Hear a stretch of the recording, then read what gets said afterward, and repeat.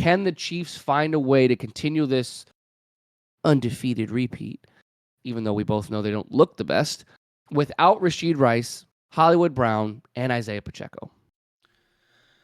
It's going to be an uphill battle, to say the least. And no matter how you slice it or dice it in this case, I think when it comes to the Chiefs' aspirations of potentially getting a three-peat, I don't want to say they're dead in the water because you still have Patrick Mahomes, you still have Travis Kelce, but I think this is a significant blow to them trying to repeat not only back-to-back, but back-to-back-to-back to get 3 in a row. And Kev, I mean, correct me if I'm wrong here. Even though that KC is 4-0, do they really look like a 4-0 team right now? Absolutely not. And when people try to make the argument that they're the best team in the league, I truly and honestly look at them and I'm like, are you watching these games? Because they've been bailed out by referees and their play has been lackluster, to say the least. Patrick Mahomes does not look like the Patrick Mahomes of old. And their roster, as it's reconstructed before Rashee Rice was hurt, was supposed to be a better roster than last year. So there was a lot of high hopes, and they have truly and honestly been underwhelming, in my opinion.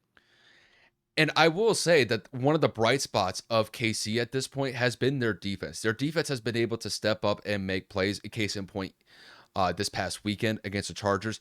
Granted, I understood that Justin Herbert is dealing with a high ankle sprain, so obviously he's not 100%, and that definitely had an impact when it came to the overall performance that we saw from the Chargers offense. But what this Rashee Rice injury really does for me is that when it comes to the margin of error that KC is working with, it gets even smaller now. Because whether we like it or not, Patrick Mahomes has not looked as good as what we used to see from him just 2 to 3 years ago when he had Tyreek Hill, McCall Hardman, Demarcus Robinson, Travis Kelce. When those were the focal pieces that Patrick Mahomes was working with, he was lighting up the scoreboard 30, 35 points plus consistently. Now we're at the point where they're scoring only like 17, 20, 25 points. Maybe they'll get a 30-point game every now and then. The offensive consistency that we see from Kansas City is just not there like it used to be.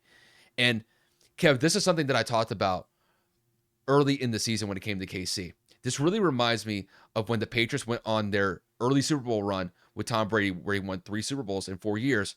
There was a 2-year window from 2005 to 2006 where that team offensively was inconsistent, to say the least, because they moved on from some really good players like David Patton, Troy Brown. You could also look at some guys like David Givens.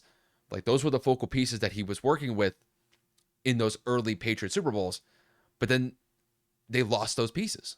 And there was definitely a drop-off offensively until they were able to get it back with Randy Moss, Wes Welker, where they threw, Brady threw 50 touchdowns, and Randy Moss ended up catching 23 touchdowns in that season. Now, it could be that Kansas City is going through that same phase that New England went through, where it's a little bit of a rebuilding phase on the offensive side of the ball. And in this particular moment in time, they're going to have to really rely on their young wide receivers here. Obviously, you were relying on Rice, who has really stepped up in that wide receiver core. But with him going out, this really puts a lot of pressure on Xavier Worthy. And Xavier Worthy, I mean, to be fair, had that 50-yard bomb caught for a touchdown against the Chargers this past weekend, but he's going to basically be their number one wide receiver at this point, or maybe Juju Smith-Schuster. And when it comes to Juju, his production goes up and down. You never really know what you're going to get with him, but this wide receiver core, when it comes to KC, is razor thin at this point. And Kev, I really hate going here with this. Travis has to get it going, dude. He has lost a step.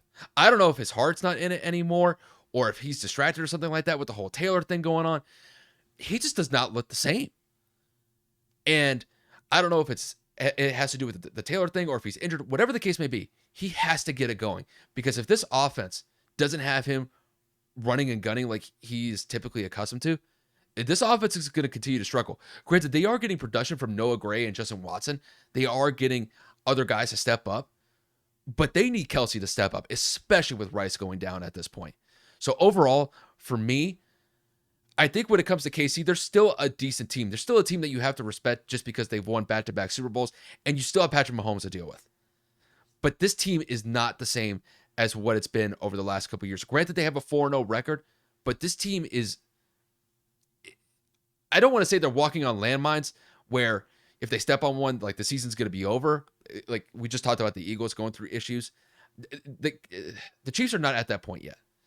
But it just gets to a point when you just don't have the necessary pieces to be able to have a functional offense for Patrick to throw to.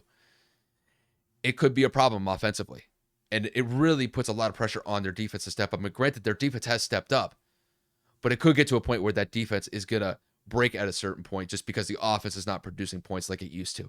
So I think when it comes to their Super Bowl aspirations, I think they're on life support at this point. I know we're only in September going into October, but as of right now, I would say that it's more likely than not that they're probably not going to go for a three-peat, even though that you have Patrick Mahomes and you have Andy Reid leading the way. I just think it gets to a point where there's too many obstacles out in front of you, and it's not in the cards for you, especially with Pacheco going down. I mean, they had to bring Kareem Hunt off the street to be able to have a functional running back core at this point.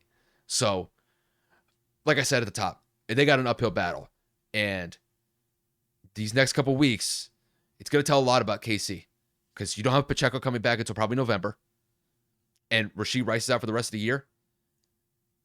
They got a tough road ahead of them, even though that they're at 4-0.